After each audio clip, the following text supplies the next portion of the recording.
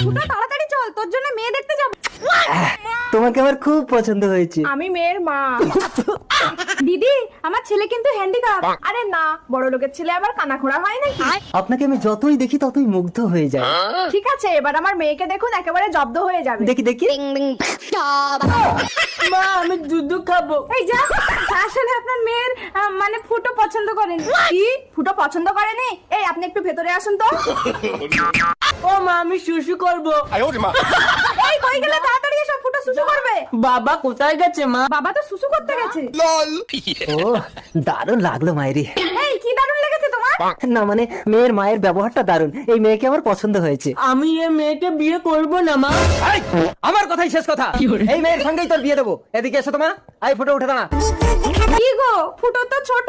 ফুটো ছোট কি বড় সেটা আপনার স্বামীর কাছে শুনে দেখুন। হ্যাঁ, স্বামীর কথাই শেষ কথা।